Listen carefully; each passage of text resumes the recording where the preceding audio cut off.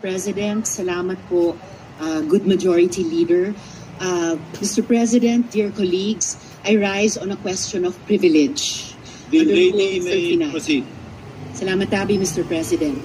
I rise to speak against an assault on the rights, privileges, reputation, conduct, decorum and dignity of the Senate, as well as the integrity of its proceedings.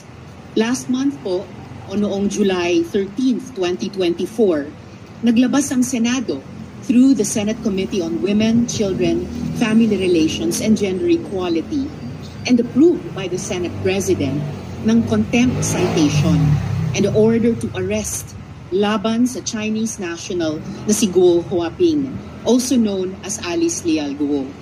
Nagpapasalamat ako sa Senate President sa maagap na tugon nila para mailabas ang arrest order. At salamat din kina General Angkan na alam ko binuhos ang buong puwersa at lakas para sa operasyon na hanapin si Guo Huaping ng Senate OSAA. But Mr. President, I am now in receipt of information that this person was already in fact out of the country on July 18, 2024. Kuala Lumpur, Malaysia. Ipapakita ko po ang dokumentong ito bilang patunay na pumasok sa Malaysia si Alice Guo. Siya po ay pumasok ng 12:17, 13 seconds military time ng July 18. Kaya ibig sabihin, umalis siya ng Pilipinas sa gabi ng July 17. Sir President, hindi po pwedeng ipagkaila na siya ito dahil match na match po ito sa kanyang Philippine passport na ipa-flash ko ngayon. Maraming salamat sa NBI sa impormasyong ito. Patuloy ang pag-track nila kay Alice Guo. Ayon sa aking isa pang source, Mr. President, tumuloy si Alice Guo sa Singapore kung saan nagtagpo-tagpo sila ng kanyang magulang na sina Lin Wenyi at Guo Jianzhong.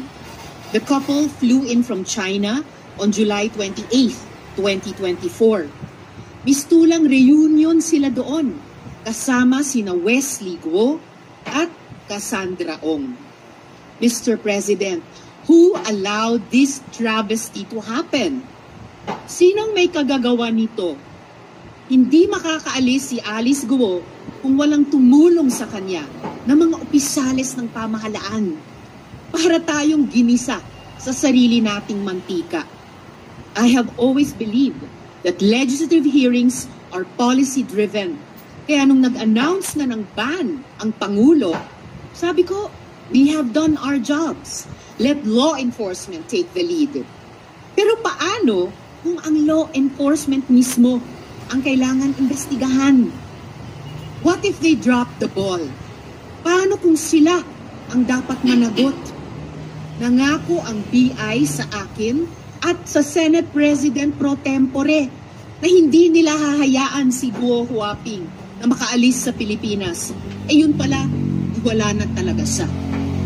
Mr. President, kung hindi po natin ito gawan ng paraan as an institution, as a country, parang nagpasampal tayo sa dayuhang ito na paulit-ulit ni sinaula ang ating mga batas, patakaran at proseso. Salamat po, Mr. President.